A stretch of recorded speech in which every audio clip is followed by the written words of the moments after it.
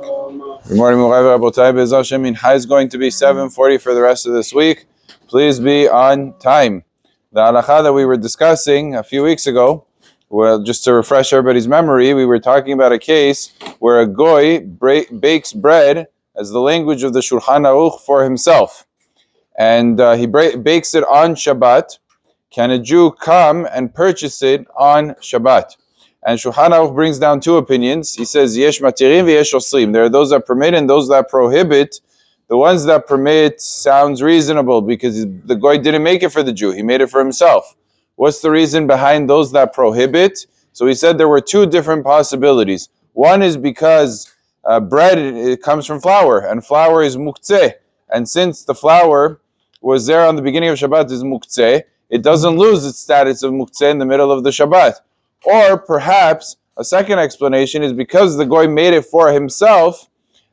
Food, when it comes to matters of food, we're more particular that the next time around he'll end up making it for the Jew.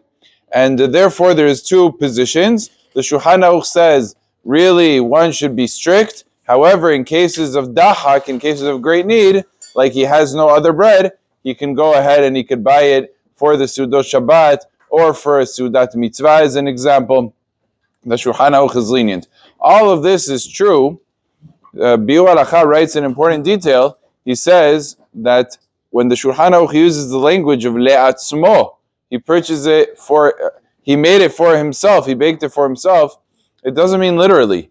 Because a goy that makes bread for himself, the halacha is that it's called pat akum, and nobody is allowed to buy. It's called pat balabait, bread of a homeowner, of a person who makes it for himself, his own family. A Jew is not allowed to purchase it. What kind of bread are the poskim, the authorities, lenient to buy? Bread that is made to be sold. So when Shulchan Aruch wrote, he did it for himself, what he means to say for his own purposes, but he was planning to sell it to other goyim. And therefore it's called pat palta. Any commercial bread that is made in order to be sold, one is allowed to purchase even from a goy.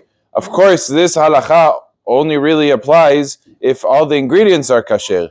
If you're buying from a goy in some place and you have no idea what the ingredients are, and you ask him and he says, well, it's only water and flour, you can't trust him. You don't know. You have to see what are all the ingredients. So obviously today it's going to need a reliable kashrut. The Shulchan Aruch's time, everything was very basic. No one would add anything into the bread. Everybody would make the bread the same way. In today's time, they add things that are not kasher left and right.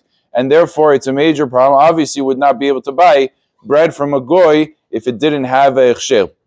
So those two concerns always need to be addressed. The pat palta concern, you should know though, Ovadia, just parenthetically, did have a basis in a case where you absolutely have no bread. He says even pat balabait you can have. So the severity of it is where you can get other bread, or you could skip a meal.